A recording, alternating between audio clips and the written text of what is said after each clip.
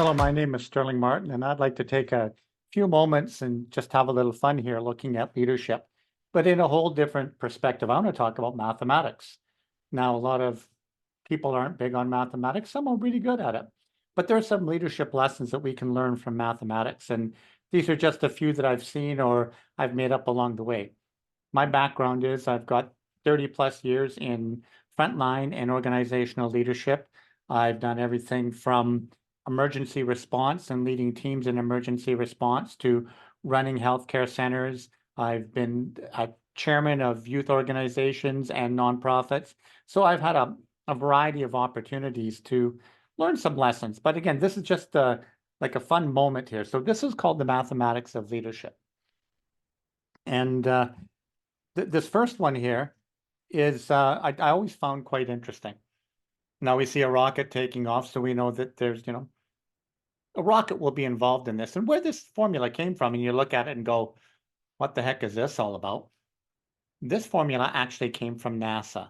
And if you got to figure that in the early 1960s, John F. Kennedy said, before the end of this decade, we're going to put a man on the moon. Now, if you ever watched like the show like Hidden Figures, where they talked about they were given such a big job to do. And you've got to consider it that everything or almost everything they did was learning. They tried something, they failed, they learned. They tried something, they failed, they learned. And this formula actually sums up NASA. It says B is greater than average. The men and women that worked at NASA were always working to be greater than average.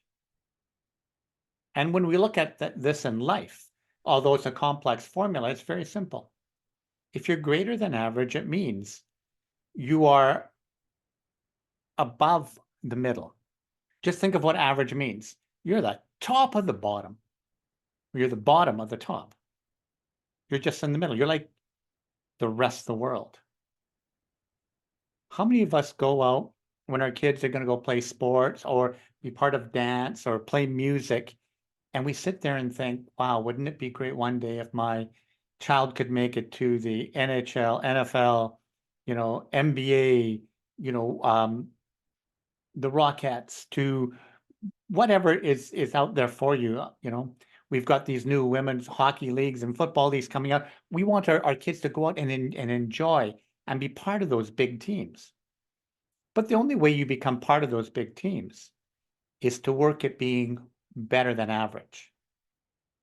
Because the average person plays on a weekend for fun. Better than average people move forward. And that is something. So when we look at life, our goal should always be to be better than average. Now, the other advantage to being better than average in your organization or at your restaurant, if you run a restaurant or you run a business, whatever it may be, is that customers look for better than average. When I'm in a rush, I'll find whatever restaurant or whatever business I need just to get whatever done. But when I got the time or when I've got the need to have it done right, I look for that better than average. Absolutely. All the time. And that's what we want for our family. Consider this. Do you want, if you had to have major heart surgery or brain surgery or whatever or your kids, do you want just that average surgeon out there to handle your child or your own surgery? I'll tell you a little story. When a few years back, I had to have the outer lining of my heart removed. Like it was a very, very big, dangerous operation. And so when they told me I had to have it done, I had two questions. The doctor that came up to me, and I was still under the influence of some drugs. They just did some tests on me. And the doc came up to me and, was explaining, like doctors do, this is a dangerous operation. He told me all the complications, because if bleeding started, they wouldn't be able to stop it as they pulled the outer lining of the heart off. Again, so, and I'm listening to them and I said, okay, doc, I've got two questions for you. Number one, if you were me and needed this surgery, like you say, would you have it done? And he very honestly, truthfully said, if you don't have it, you're not going to live 6 months. So, okay, I kind of made that decision pretty easy. So, okay, here's a second question, but listen to it. If you were me and you needed that surgery done, would you have you do it? And he thought, and he started to say, well, I can't do, yes, I would, he goes. He caught the question. And the importance of that question and I told him, because if you'd have told me someone else, that's who I wanted. But when you say, I would have me do it because I'm skilled, I'm competent, and that's another whole discussion, it made me feel safer and knowing I had to have it done and I had the best. He was above average. And, absolutely above average. It went very, very well. Okay, the next formula here. This one here is, there's a lot of talk in this world now within organizations, teams, and groups, and even families about psychological safety. Now, in order to get psychological safety, one of the big things we need is trust. But there's a formula for trust, and it's right here in front of us. Trustworthiness plus trusting equals trust. Now, this is a two-part formula. Because if I'm going to be working with a team or with people or even my own family, I've got to be a trustworthy person. I've got to live a life of good ethics, of good morals, of good values, of honesty, of integrity, and I've got to be trustworthy. Now, trustworthy doesn't mean I'm great at everything. Trustworthy means I can be trusted to do what I can do or to let you know if I can't do something. And then trusting the other side, because you are on the other side. If I'm leading you, I've got to trust you. If I'm going to have you as part of my team, I've got to be able to trust you that as long as I'm doing my job, giving you clarity, giving you the training you need, giving whatever resources are necessary, I've got to trust you to do it. I can't do it for you. I got to be trusting. And between the trustworthiness and trusting, we get that big psychological safe, that great team development. We get that trust. Patrick Lencioni talks about the 5 dysfunctions of a team. And the number one killer of a team, at the bottommost level of his hierarchy of team dysfunction, is trust. For if a team can't trust the team, trust the people in the team, you go nowhere. I go same with the family. If we can't trust our family, not to be perfect, not to be the best at everything, but trust them that they're going to be there, support you, and give their very, very best. If we can't trust them, then there's a problem. It's a breakdown of the family, breakdown of teams, breakdown of communities. So trustworthiness plus trusting will give you the trust, will give you that good holistic trust. The next one here, and I love this because in my years of, again, between going to school and learning and working frontline leadership roles, working frontline healthcare roles, working with emergency response teams, leading emergency response teams, the one thing that I could always or would always look for is that credible person. I needed credibility because far too often, I think it's the Kruger-Dunning effect. The people who seem to have the most, seem to be out there the most and be the most positive about what they can do are usually the ones that are the least competent. And they end up losing credibility. Credibility is what I look for because I need someone who's credible. And that takes 2 points. It takes character. You need to have a good character. Good character is important. I need to be able to communicate with you, talk with you. I need to be able to know you've got good values, know that you've got the right heart. And then competence, because you can be a great character, but if you can't do the job, you're not credible to do it. So you need to be competent at what you do. And part of that competence, and I add this in, and it's not part of the formula directly, is that competence is to know where your boundaries are, where your skill set stops. Because that's also part of competence. That creates credibility. If I know that you're going to come and do a job and it's like a carpenter building your house. He's building your house, he's putting in all the wood pieces, putting the roof on and stuff, and then it comes to wiring it. He's a house builder, but if he can't wire it, if he comes and says, I'm not competent at that. I've got good character. I'm going to tell you I can't do it, and we're going to find the right people to do it. That creates credibility.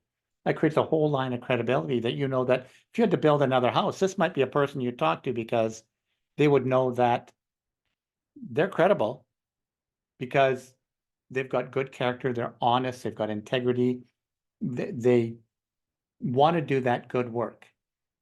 But then the other part of it is that they're competent and they know that if they reach a point where they cannot do the job, they don't have the skill sets, they're going to let you know. And that creates a credibility. Love working with people who are credible. Just because you got a bunch of letters behind your name doesn't mean you're credible. Just means you've taken a lot of courses. Ask people, if you want to look at credibility, and this comes in the character side, if you want to look at credibility, find out about the times that they failed and what they learned from it. Do they have character? Did they go out and try and fail and admit it? And then did they develop the competency or learn where to find that competence with people after that? Just questions to ask. And that's about character plus competence equals credibility. This next one here, and it's just a two-sided equation. Growth equals change. We're living in a world today where the world is changing all the time. And it's going to change even faster with the advent of AI. I had that one backwards. See, I'm still learning. I'm growing and changing.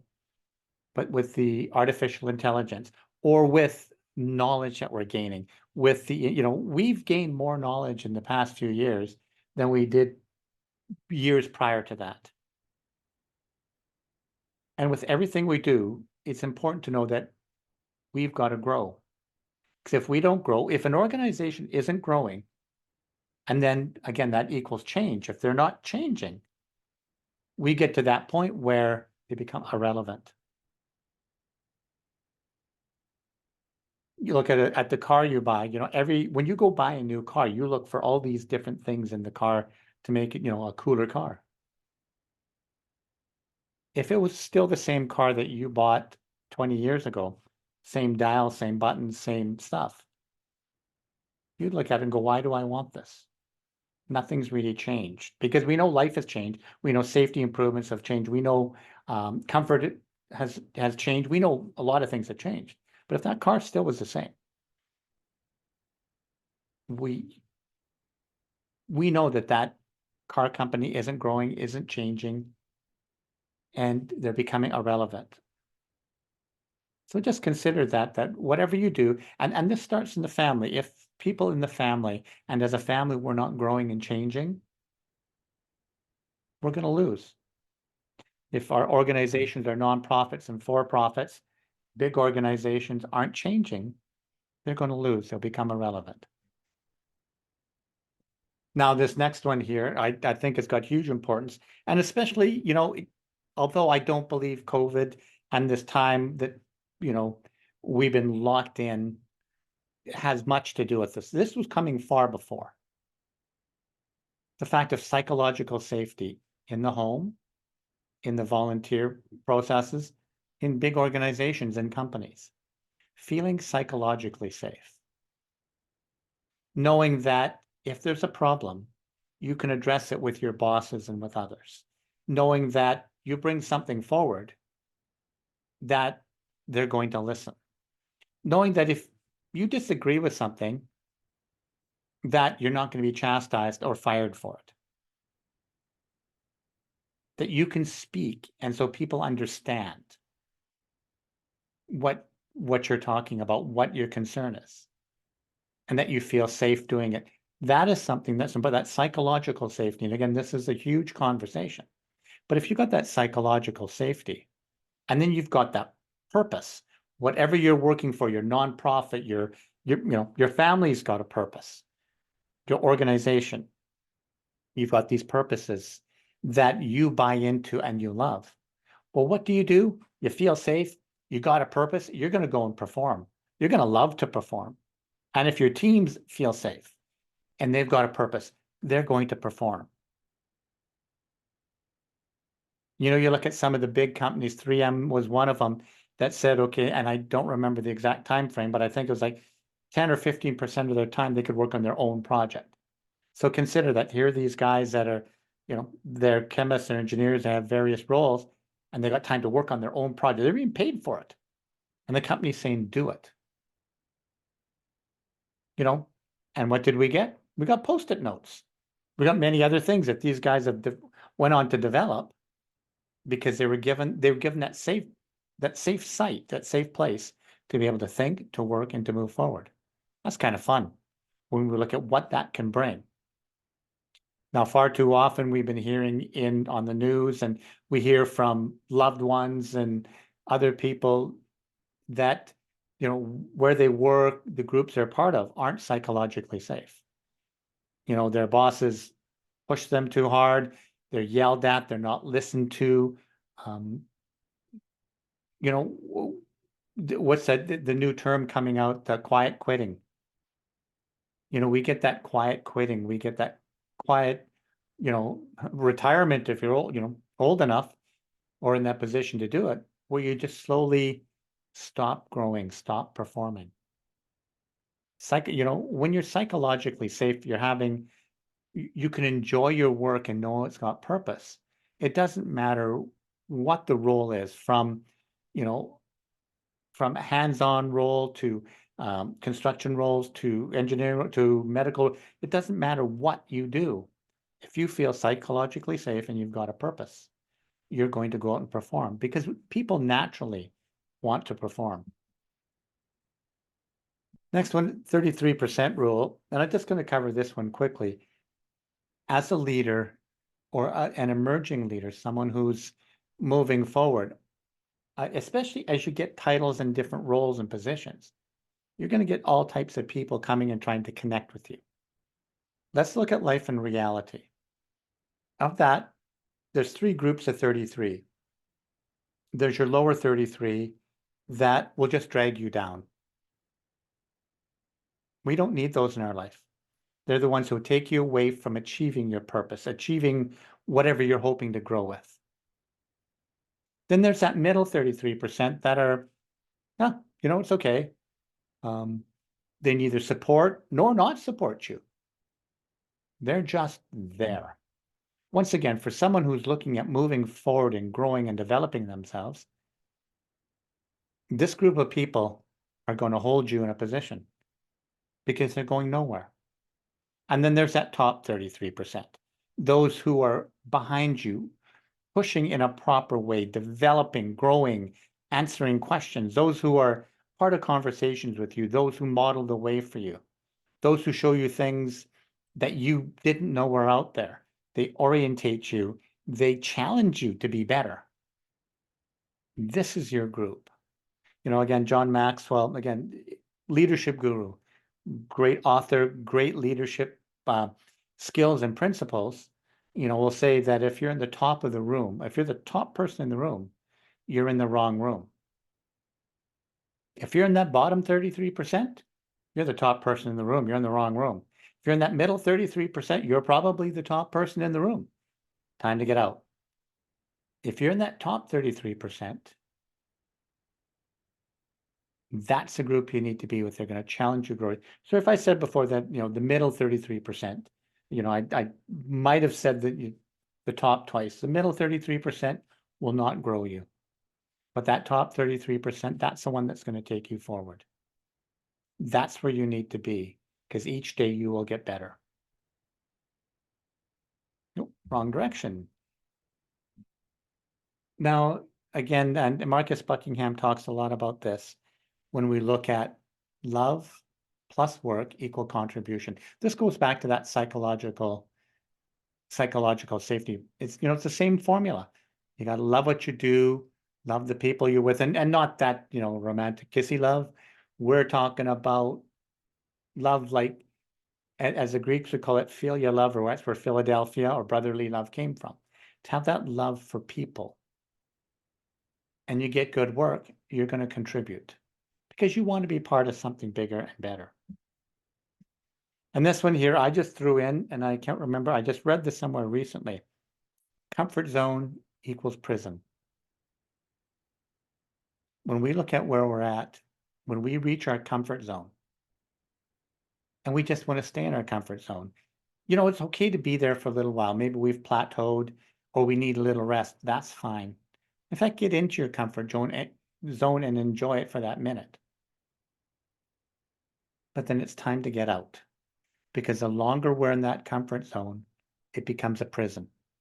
It'll eventually get to the point where we're afraid to get out. We see that actually a lot following the pandemic. A lot of people got locked into the home. A lot of people got tied to a very small community or had no community at all. And now we see the dysfunction as people come back out. And we hear about mental health problems that were developed over this time. Or we see the difficulty in communication. We see the fact that people have a hard time getting together. We've grown into a prison. We become, well, initially with COVID, it was an uncomfortable zone, but then we started to, okay, this is where we're at. We became comfortable in it. And now become a prison. Just think of all the people who now only want to work at home because they have a hard time getting out in the community, getting out in an office and actually working face to face with people. We need people in our life. We need to get out of those prisons, get out of those comfort zones.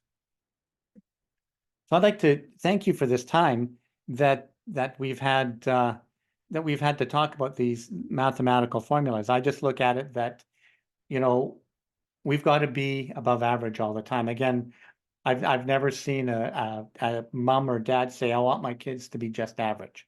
Now, okay, there's certain things, let's be clear, that we will be just average at. But at the end of the day, we all want something that we're above average at, that we excel at. That people look and say, I want to go to person X because they're really good at this. This is important. We want to not be in our comfort zones. We want to contribute. We want to perform. We want just to be better, and not just better, but a lot better. One of the things I look at in life is, especially because the field I've worked in a lot of my life, emergency services and medicine, and they talked about best practices. Well, the one thing I can say over the number of years I've been part of this is that the best practice yesterday is an average practice today, or it may not even be a practice that we do anymore. We've got to step beyond that. So again, this was just some fun looking at math and different bits, but what I wanted you to get out of this is to think about being above average, about not working in your comfort zone, about getting passionate about your work, about contributing, about competence and character, and how that credibility pulls it all together, makes you who you are. So again, if you have any questions and stuff, please reach out to Leaders Can, and we would love to, we could take this a lot farther. This is just entry into what we can discuss, grow, and help teams grow. So thank you, and have an amazing day.